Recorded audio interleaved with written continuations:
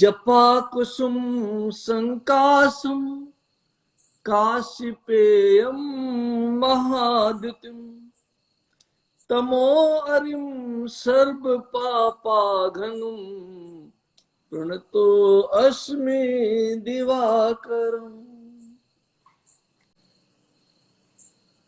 The astrology is study of 12 houses, 12 signs, and about 12 planets. Out of those 12 planets, 9 are prominent. And therefore, astrology basically deals with 9 planets. And those 9 planets are Sun, but it is the study of Sun, Moon, Mars, Mercury, Jupiter, Venus, Saturn, and nodes, north nodes and south nodes. Now, let us think about Sun. Sun, as you know, can be called as the king of all the planets. It has divine energy. It keeps giving us heat and light without billing us like our corporations. If you buy something, if you buy some heat, you have to pay. But if sun gives you heat, you do not have to pay anything back. And anything what gives us without expecting back something is called divine. Okay, and therefore sun has godly energy, divine energy. It believes in giving us without expecting anything back. Now, coming to astrology, sun is the most important celestial body, without which life on earth could have not been possible. Life on earth became possible only because of sun, because when sun rises, the photosynthesis starts. And therefore, sun is the energy giver in astrology. Okay, it rules. It represents several things.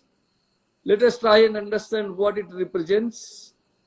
It represents tropical places on earth, where you can get the maximum intensity of sun is the tropical places. It represents cool. It represents a cobra which has got a lot of poison. And it represents wool. Wool is something, if you are getting cold, what you do?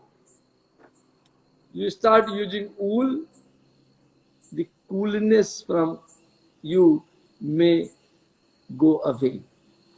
And what sun does? Sun takes the cold away. It gives us warmth. Wool also gives us warmth. Okay, and you don't know what kind of warmth poison of a cobra give you. Okay, it also represents hills and mountains. Gold, weapons, okay, medicines, kings, fire. These are all the representation of sun present on our earth. Poison, of course, I have already said cobra, and cobra is always poisonous, and poison is also the representative of sun on earth, foreigners, forest, wood, mantras, and river banks. So if you want to do the business of wood, somebody want to sell wood from South America to China, then they must see whether sun is supporting them in their first house, sun is supporting them in their horoscope or not. Wow. If sun is supporting, then you will be able to do nice business, and if it is not supporting, it will be difficult for you to do good business. If you want to become a king, if you want to become a minister, nowadays kings are not there. Kings are replaced by governments. So if you want to become a government, then also you need to see how your sun is placed. If your sun is nicely placed, you can think of becoming government. Wow. And specifically if sun is present in your 10th house, then possibility is very high. So study of sun is very important in case you want to study about yourself in astrology. But only sun, I mean, whatever we are discussing today is an incomplete education. It's an incomplete studies, because one planet doesn't make a difference. It is the combination, because Earth is not governed only by one planet, one sun. Sun is a very important thing, but Saturn is also important, Venus is also important, Jupiter is also important, nodes are also important, Mercury is important, Mars is important, Moon is important. All these planets are also important, and they have different aspects to deal with in our life.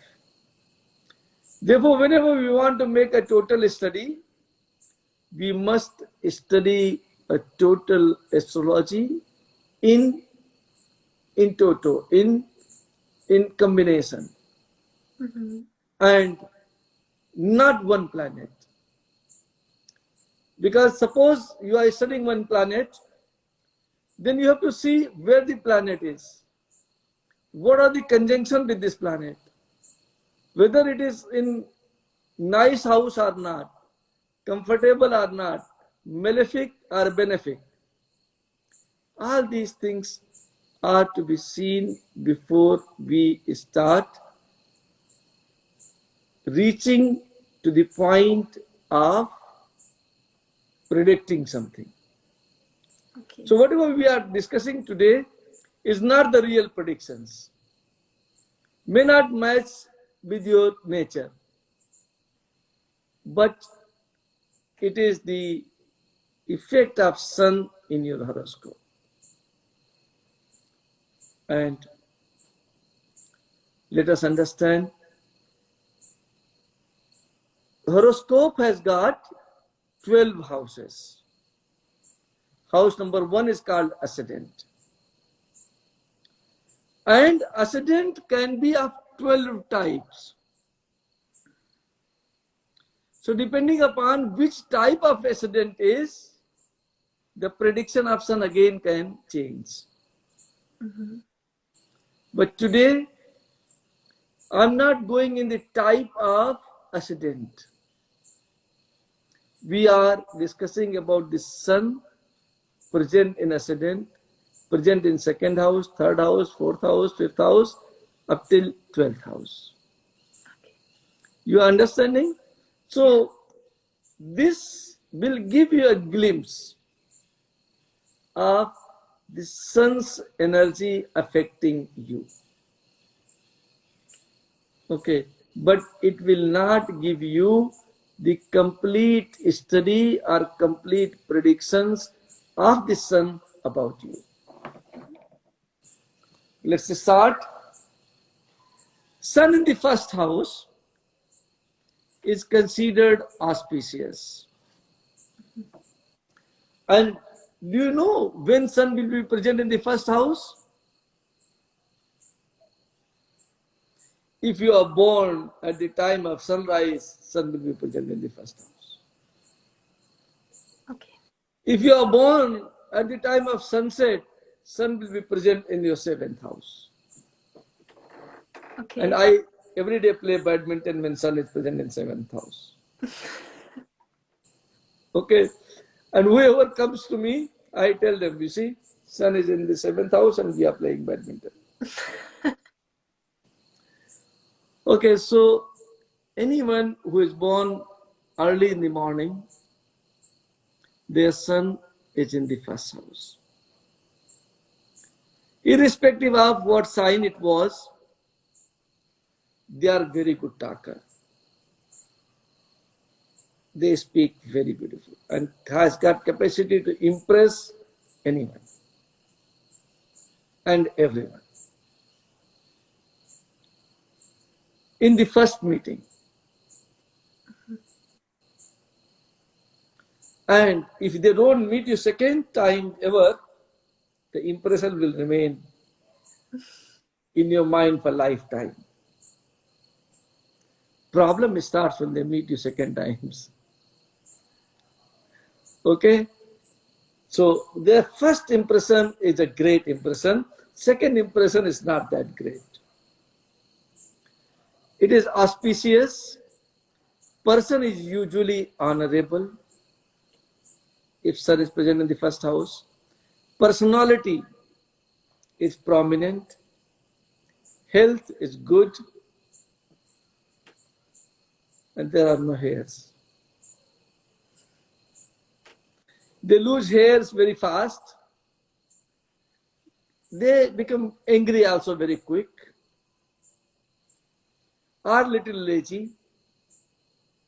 They want to achieve many things very fast. They don't believe in any systems. And if they are not able to achieve with the speed they want to achieve, then they become impatient. They are usually unkind and physic is good. Physic is good, but chances of losing hairs becomes very high. But after they lose hairs, they still look attractive. They may feel that they are not looking attractive, but they look attractive always to others. Okay, these are the symptoms in case your sun is present in the first house. Now, depending upon the signs, which I don't want to take up today because of time shortage, but depending upon whether sun is present in Aries, Taurus, Gemini, Cancer, Leo, Virgo, Libra, Scorpio, Sagittarius, Capricorn, Aquarius or Pisces, these predictions may change a little. These are the predictions of sun present in your first house. Now, what happens when sun gets present in your second house? Second house is the house of family, money, inheritance, family inheritance. What your mother and father will give you can be decided by the second house. What they will not give you, that can also be decided by studying the second house.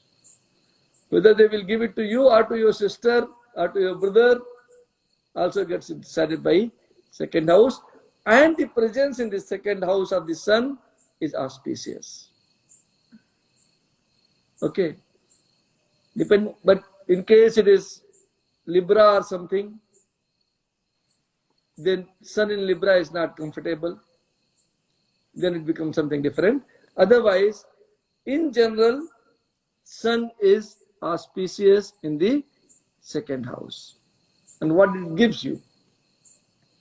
It gives you many servants. People serve for you. Okay? You have things of four legs. Now, what are the things of four legs in these days? Tell me. In the old days, you were having cows, elephants, horses. But now, horses are replaced by cars, motorcycles, beautiful cars. So you usually have the vehicles.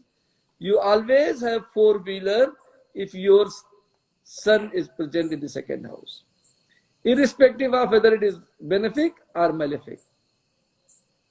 If it is malefic, maybe car can harm you sometimes, but car is always present with you. Third thing what you get when it is present in the second house is wealth and abundance. You get sufficient wealth and abundance. But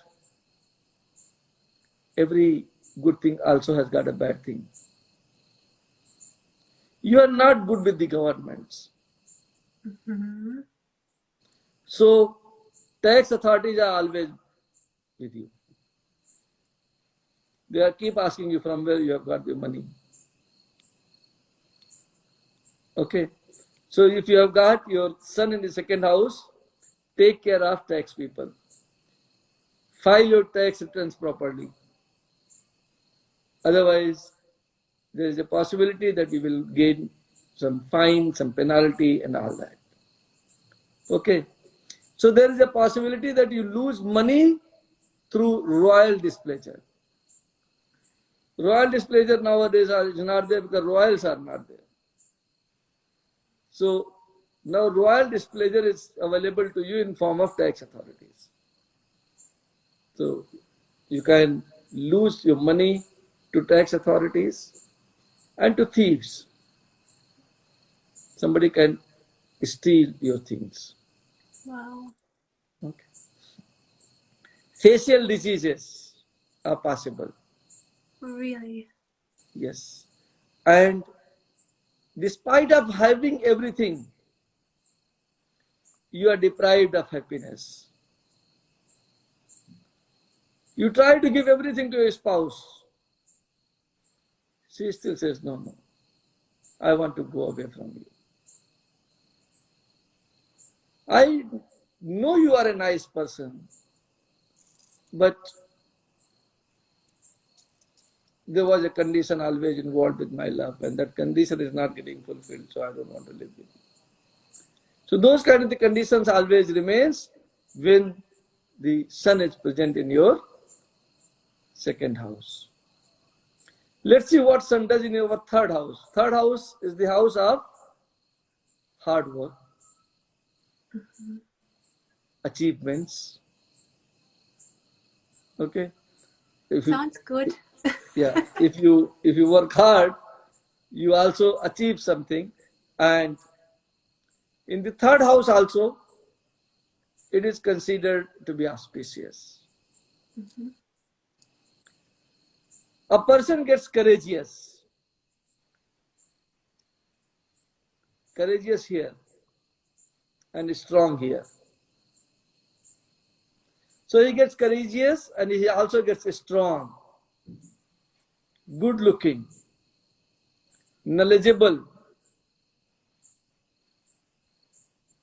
And when you are strong and courageous, then what do? You destroy your enemies. So, if sun is present in the third house, you become a conqueror of enemies. And there is a possibility that you lose your siblings. Okay, this is the predictions of third house. Again, I tell you, please try and understand, it also depends upon whether sun is in conjunction with another planet or not. Whether sun is receiving the aspect of some planet or not. Okay, depending upon that, the whole prediction will become lengthier, bigger. And whether third house is of Aries, of Taurus, of Gemini, or of Pisces. So there are 12 types of third houses. Third house can have 12 different signs.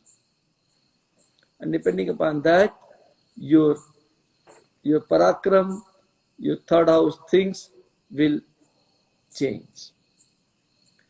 Sun in the fourth house is not considered auspicious. It is rather considered inauspicious. It's not good to have sun in the fourth house. And what it does, it doesn't give you cars. Okay? Your relatives doesn't love you, or your relatives doesn't live with you. You are forced to live alone. If your parent give you a house, you destroy it. You sell it. You suffer from many diseases. And you work in a bad environment. You do not like your working environment ever. Okay, so I don't think there is anything what I am telling good about it. It depends. Now suppose your sun gets aspected by some other planets. Yes. Is in conjunction with some other planets. Is benefic or malefic. Depending upon that, these predictions can change. Otherwise, sun needs support if it is placed in the fourth house. Okay. Okay. So it is not considered good. In fifth house, also it is not considered good. It is considered again inauspicious in this house also. And if it is present in the fifth house, you get bereft of wealth. Okay.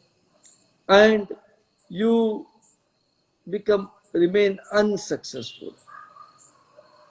Your desires, whatever you have, they don't get fulfilled. Though you are a scholar, you have brain, but you are not able to use your brain. Why? Is there a reason that I have a brain and I don't be able to use it? For what reason? Because you are fickle-minded.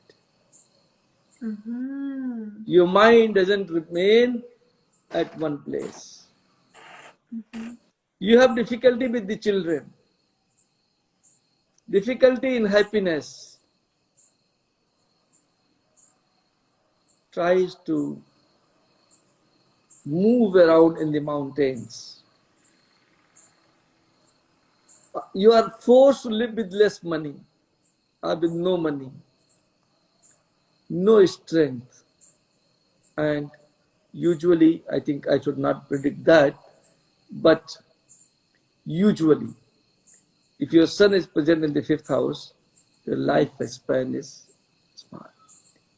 Wow, you can see that. Okay, interesting. And people are usually suicidal. They are unhappy and try to commit suicide or something. Okay? Wow. Okay. Sixth house, again, it becomes auspicious. Okay? And it provides you immense digestive fire. You can eat anything. Your Jatragni is so powerful that it takes care of We whatever all you know do. those people. Some people can eat and eat and eat, and they are still skinny. Yeah. But you see Wow. them. Try to see their horoscope, their sun will be in the sixth house. I'll check. I Okay. definitely have a friend.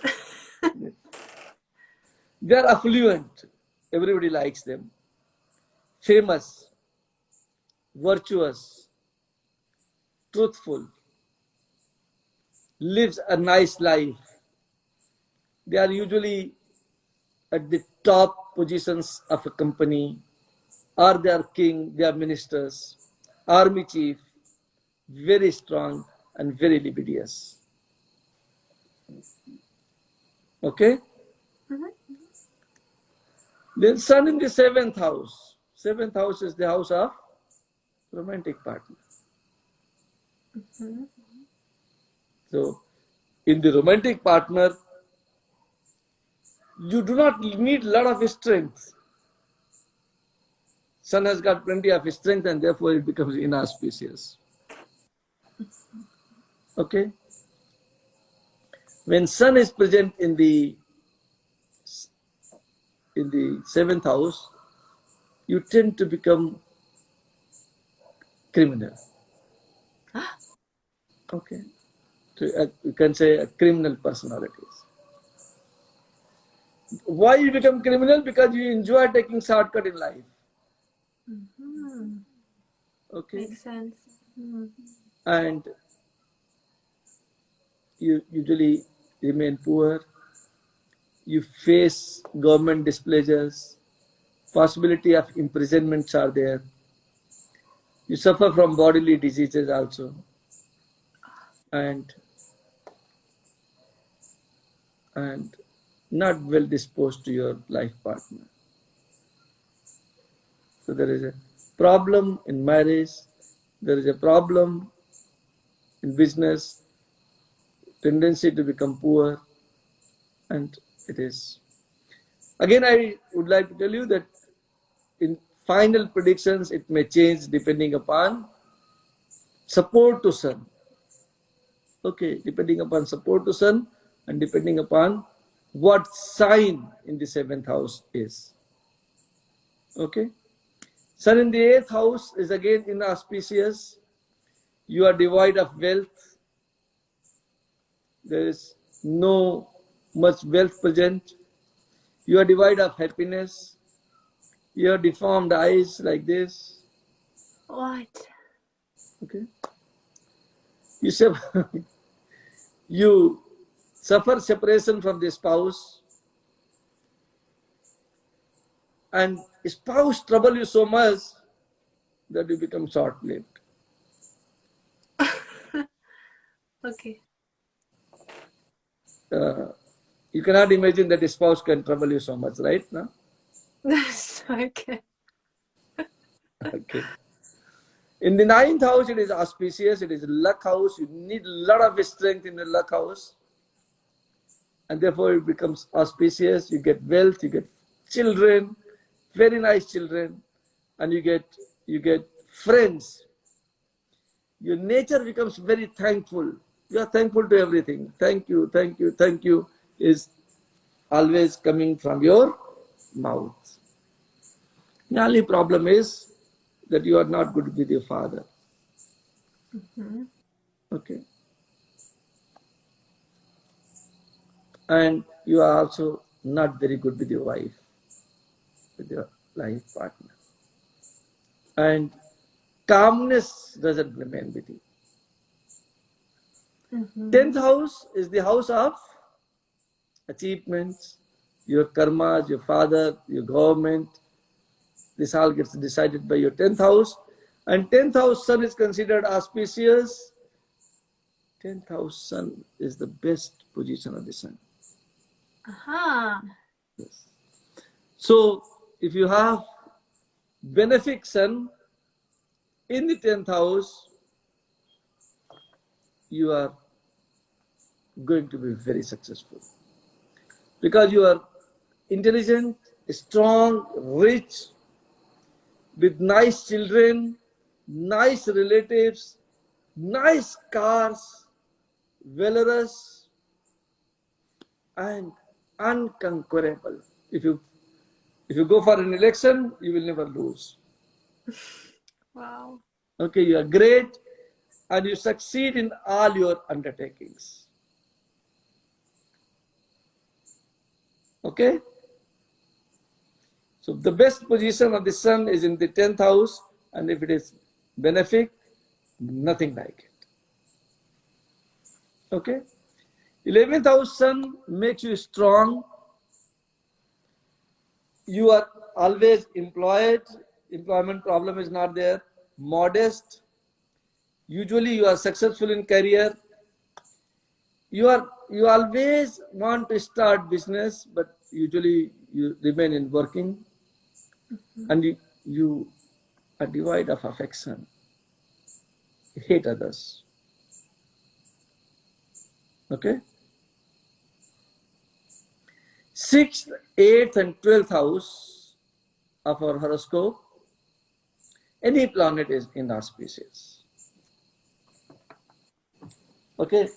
So sun also in 12th house is inauspicious. You get deformed physique, first thing. Not nice physique. You get problems in your eyes. And if sun is not supported, there is a possibility that you may get only one eye. Okay? And your moral is fallen,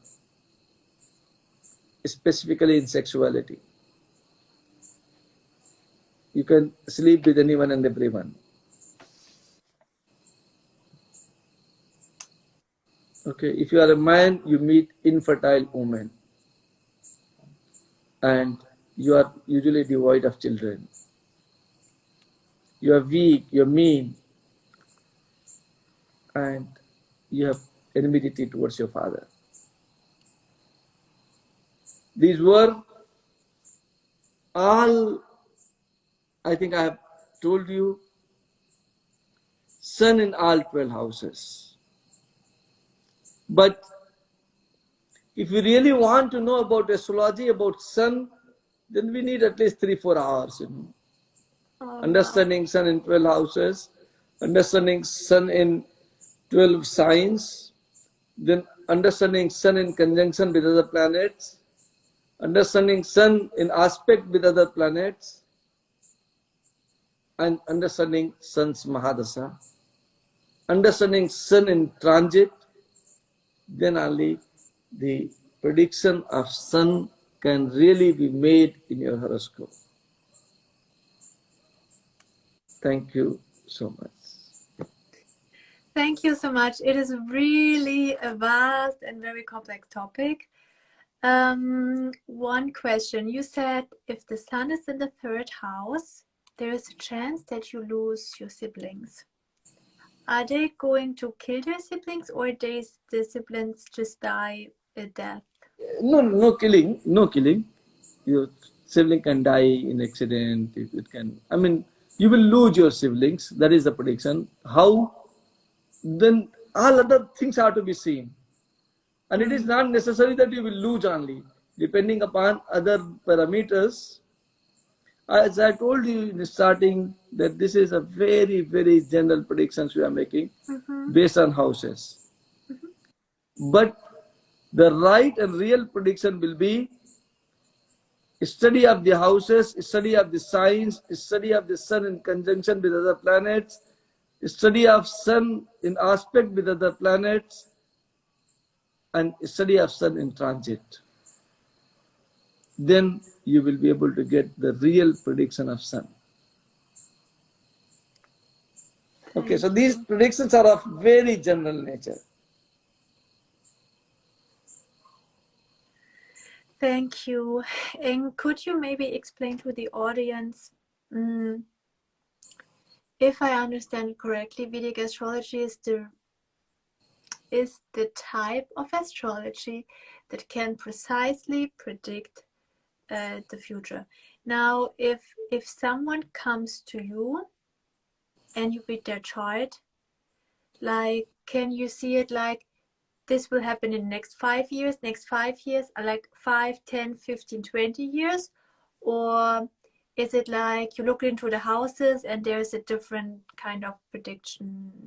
This prediction is for life, what we have said. Predictions of ascendance is for life. But what will happen when is seen by another chart called moon chart. And then we see your planetary positions according to vis-a-vis moon, the present planetary positions, the present Mahadasa, and depending upon that, what incidents will happen when can definitely be calculated. Wow. I would say crazy, but it's true. So, wow. Okay. Thank you. Thank you. And could you explain maybe just as a general overview for people who might be interested to join the astrology retreat or even the longer astrology class? When you start reading a chart and you did the mathematical analysis, what is the order in which you check a chart? Houses, planets, and zodiac sign? The first thing what I check is your ascendant and the ascendant lord.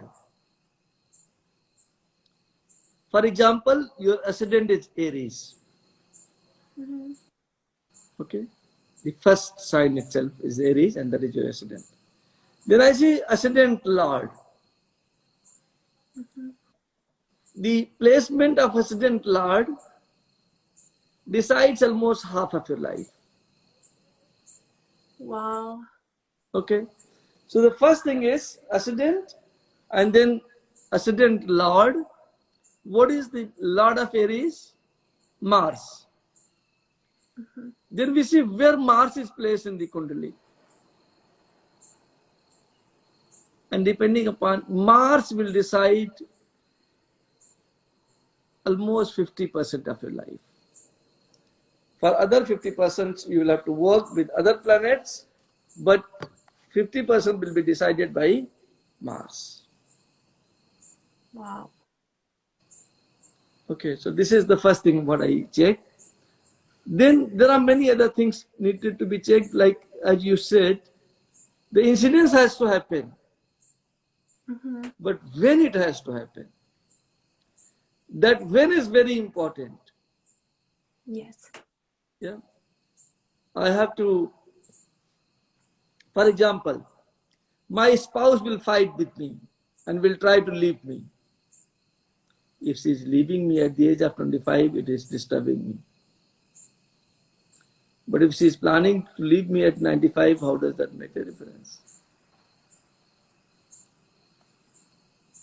You understand? Similar incidences, anything. There is a yoga that I'll be able to buy a car. When? At the age of 25 years, if I'm able to buy a car, oh my God, it's so nice. And if I can buy my car at the age of 85 years, it doesn't excite me that much. And therefore, you are not beyond time. You want to manifest something. Why you study astrology? Because you want to know what I will get and when. Okay.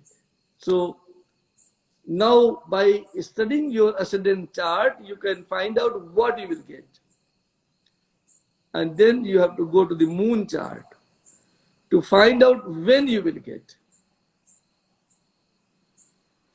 And then you study Ashtak Varga, you study Mahadasa to find out the certainty whether you will get it or miss it. There are predictions that your health will be not good when you go 60 years. But if you are able to survive 60, you will go up to 80. Wow. Then those minute calculations will be needed, whether you will be able to survive at 60 or not. Wow. Okay. So those calculations, for that you have to go to Gochar, the present planetary positions, vis-a-vis your moon, and calculate the time at which this incidence will occur. Thank you. Mind blowing. Okay. Thank you. And I have another question. You were reading my sister's chart, and you know exactly what are her food preferences. How did you know what's her favorite food? By never meeting her and just doing her chart. There are certain things in ascendant itself, and when you study, I mean, I can tell you little about this, but it is not that accurate, please, because Yeah, but for accuracy, in her case, it was 100%. no, because I did her chart, Yeah. and then it was, of course, accurate. But what I am telling here may not turn out to be accurate in many cases. Okay, I understand. But if you have Virgo ascendant or Virgo moon, in both the cases, you will love food. Okay. So if you see somebody's chart and they have got Virgo ascendant or Virgo moon, you can close your eyes and tell them. Okay, they like food very much, and that is the problem for them, because they overeat because they like food. And what they like in the food? Fats. If you are in India, you will always eat samosas. Okay. If you are eating non-vegetarian food, chicken will be your choice. Chicken is, I am non-vegetarian, yeah. Yeah, non-vegetarian food, then chicken will be your choice. And when you are eating vegetarian, fried food will be your choice. And what happens when you eat fried food? Yeah. You get heavy. Yeah, you get heavy. And then all those diseases related to the heaviness comes to you. So Virgo ascendants give you fat.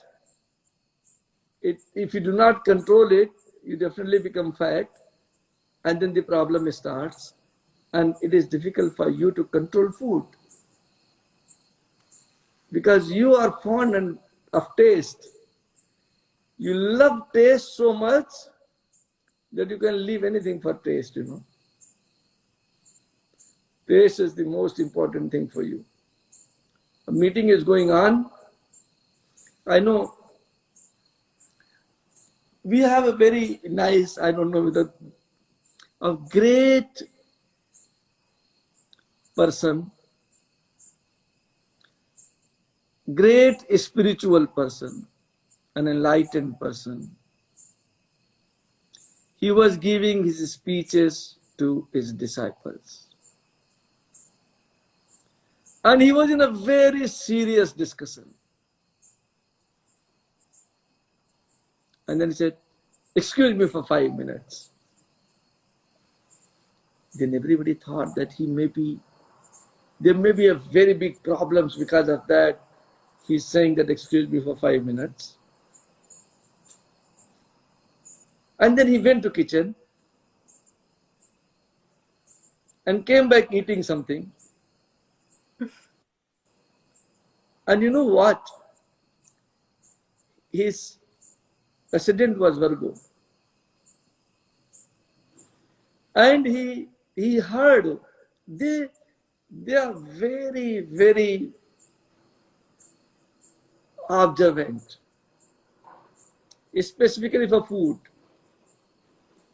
So he heard that something is being fried in the kitchen. Hmm. And he left that serious meetings, serious discussions, because food attracts these Virgo moon and Virgo ascendant so much that nothing remains important than food for them. Interesting. Okay? I don't remember whether sisters ascendants or Virgo or not, but this is a basic thumb rule I gave you, and you can surprise somebody by seeing Virgo ascendant or Virgo moon, and you can immediately ask him, "Oh, you eat nice," and then they will say, "Yes, yes, yes." Okay. Interesting. Thank you. Very interesting. Thank you so much. And maybe as a last question, so in Vedic astrology, you don't look to the sun zodiac sign first, you look to the ascendant first. No, we look for everything. Mm-hmm. Yeah. You see, the whole horoscope is based on, as I said, at least 9 planets. Mm-hmm. And the first is ascendant. Ascendant is the position, the place where you are born. Okay, the position of earth, position of your place. Okay, and connected to 360 degrees. And then position of sun is the position of earth connected to 360 degrees. Position of moon connected to 360 degrees. Position of Mars connected to 360 degrees. Position of Mercury connected to 360 degrees. Jupiter connected to 360 degrees. Venus and Saturn also, and nodes also. North nodes and south nodes. So this is the total study. It is not the study of one planet, one celestial body. It is the permutations and combination of 12 houses, 12 signs, and at least 9 planets, 9 celestial bodies. We also, in some cases, study about Pluto, Neptune, okay? And then total planets becomes 12.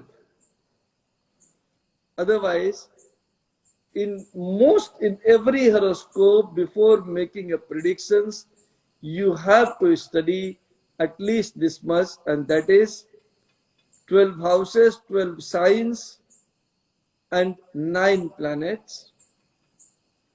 And then those 9 planets in conjunction with other planets and in aspects with other planets, that also you have to study.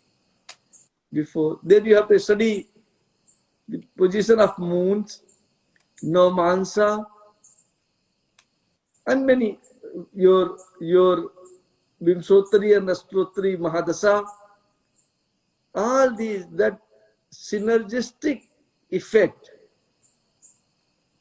And if you miss that synergistic effect, then you lose it, Then your predictions cannot be perfect, they cannot be right. If you want to make a perfect predictions, you must know how to make the synergy between all these aspects of your chart. Thank you. Thank you so much. Thank you so much. It's very complex, but it's super interesting to dive into it. And of course, it needs time to understand Vedic astrology. We are just having like an hour slot here, and we are trying to like have a teaching of a few important facts. But of course, if someone wants to dive into Vedic astrology a little bit deeper, and also maybe he or she wants to understand his own chart, again, just the kind invitation. If you want to, there is a Vedic astrology retreat in mid of May. Yeah, you can invite something like this, you can invite few charts. and that we can analyze instead of uh, doing what sun will be in the houses, sun will be in the signs, but we can analyze few charts, and that may be that you like much more than uh, you these discussions. But everything is important. I mean, sun is important, but uh, we can have few Instagram live in which one or two charts can be discussed. Mhm. Yes, that would be. If, I mean, that would be nice to them, and maybe it gives you more information.